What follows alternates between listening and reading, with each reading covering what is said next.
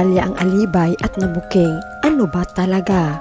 Mukhang hindi aligned o hindi na pag-usapan ng magka-love team o magjowa sina Kim Chiu at Paolo Avellino ang dapat na isagot nila sa magkaparehong tanong sa kanilang entertainment media. Ayon, tila nabuko tuloy sila sa magkahiwalay na interview sa kanila sa MediaCon ng kanilang serye. Naitanong kasi kung ano ang ginawa nila noong Valentine's Day. Sabi ni Kim na ma-traffic, maraming tao, saka niya isinulod na nag-running lang. Pero sumagot si Paolo na the week before at tila gusto pa itong itama ni Kim nang sabihin na a day before. Bumawi naman si Paolo nang sabihin na siguro sa Kim Pao World Tour na lang, utang muna. So ayon nga, ilang tuloy sa mga comments sa interview yun ay major fail. Ano ba talaga? Choose the correct answer. Si Pao talaga halatang halata na hindi marunong mag-alibay sa reaksyon mo. Siya mapapansin kung nagsisinungaling di niya talaga kayang lusutan, inutang na lang. Final verdict, guilty beyond reasonable doubt. Next time, Kim Pao, pag may mga interview kayo, usap naman kayo sa GC ninyong dalawa o gawa kayo pointers to review. Ang galing nito, ganda.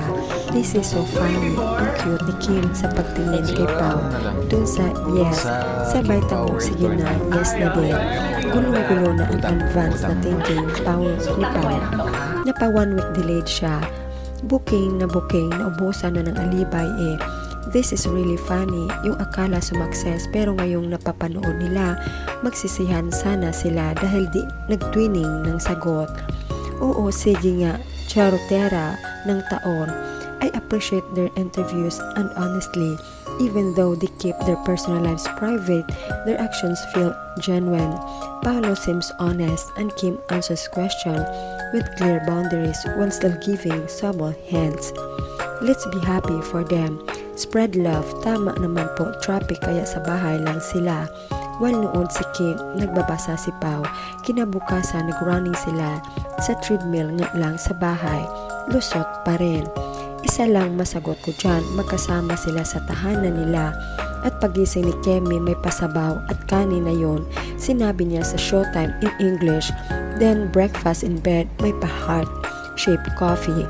Ano kayang role yung inaaral ni Pao wala naman siyang ginagawang any project ngayon. At tinaon pa sa Valentine's Day, pinangatawanan talaga nila ang title ng series nila. Ilulusot kung makakalusot. Dad, ma, medyong palya ang alibay. Pero don't worry, all your children gets and gets kayo. Pero in fairness, kahit booking dahil sa magkaibang sagot, ay hindi ito binigyan ng negative reaction ng kanilang mga fans. Parang nakyutan pa nga ama ito at ang funny na mga ito. Ang hirap maglay, buntong hininga na lang magagawa. You're not teenager anymore, be more honest, kahit konti lang. Sana not a basher, Kim Pao me. I'm so proud of you for pushing through and advancing to the next date. Keep going. Kim Pao, wag na kayong aamin, alam naman namin ng mga solid Kim Pao na kayo na sa makilos nyo. Naramdaman namin, dami nag-abang sa aminan. Pag umamin na, ang mabashers na naman nag-abang kung kailan maghihiwalay. Sulit Kim Pao gang dulo. Yung tingin ni Kim sa tingin ni Paolo may something na sikreto. Might be sa bahay lang si Kim nanood sa Netflix, but kasama si Paolo, computer lang o nagtrabaho for prod nila sa upcoming world tour. Babawi na daw sa world tour.